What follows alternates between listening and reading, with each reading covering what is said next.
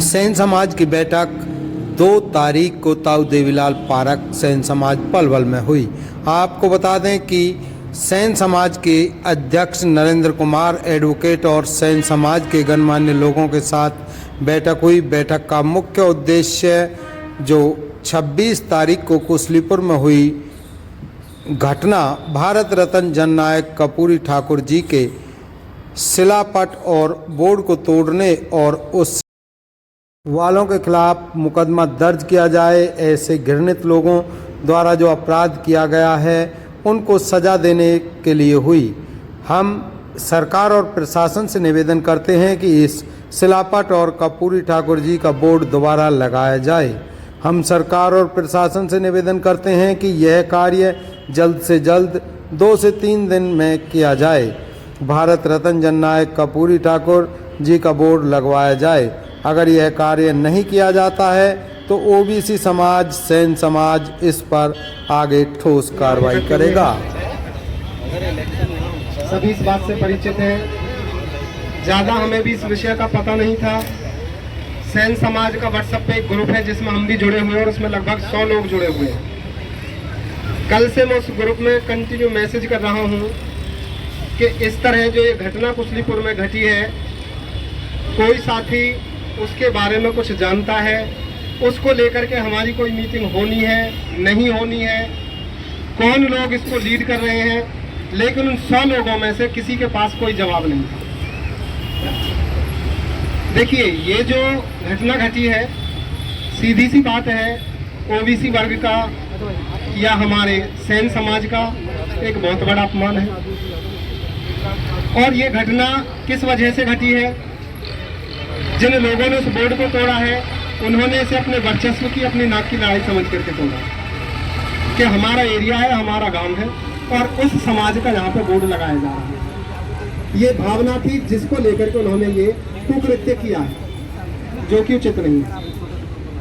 लेकिन समाज समझदार लोगों का भी ये कर्तव्य बनता है कि वो इस तरह के असामाजिक तत्वों की भाषा को उसी भाषा में जवाब ना दे करके थोड़ा बुद्धिमानी से इस चीज का फैसला करें।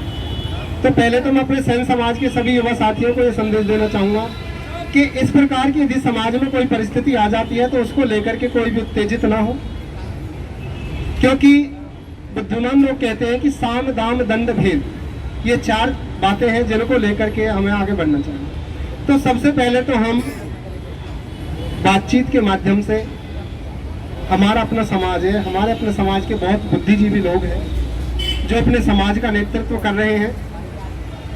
ये एक दुख का विषय है कि हमारा समाज उस तरह से आज इकट्ठा नहीं है जैसे कि दूसरे समाज के लोग इकट्ठे हैं। ये भी हकीकत है। देखिए, अगर आप इसकी तह में जाएंगे तो हमारे समाज में मुझे तो ऐसा लगता है कि शायद नेतागिरी की, मैं क्षमा चाहूंगा अगर कुछ गलत निकले मुंह से, नेतागिरी की और ठौनागिरी की तो होड़ है। नेता बनने के लिए आगे तो सब आते हैं, लेकिन यदि आप अपने गांव में, अपने समाज में जाकर के देखेंगे तो अपने परिवार के अलावा दूसरे परिवार के पास कोई बैठता नहीं है। ये बड़े शर्म की बात है।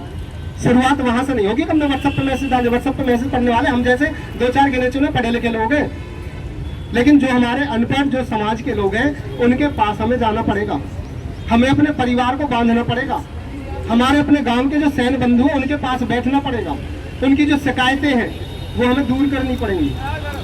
अगर कोई खामी उनके अंदर है तो उसे हमें सहन करके उन्हें समझाना पड़ेगा,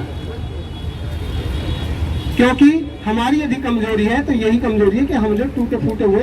अब आप देख सकते हैं कि इतना बड़ा अपमान यदि किसी ऐसी समाज में हो जाए, या आज जिस समाज ने ये कुकृत्य किया है ब्राह्मण समाज में, आप इन लोगों के साथ अगर कोई छोटी सी भी घटना घट जाए तो आप देख लेना, इलाके के क्या दूर दराज के सारे देश के कोने कोने से लोग आकर के इकट्ठे हो जाते हैं। तो सैन समाज की अपनी एक समिति बनी हुई है, नरेंद्र वकील जी जिसके अध्यक्ष भी हैं। तो मैं वकील साहब से कहना चाहूँगा कि एक तो इस बात को लेकर के मैसेज अच्छी तरह से हमारे समाज में वायरल नहीं हो पाया है, तो एक ऐसी व्यवस्था बनाएं कि यदि कोई भी मैसेज किसी भी तरह का किया जाए तो वो देश के प्रत्येक कोने में वो मैसेज पहुंच जाए।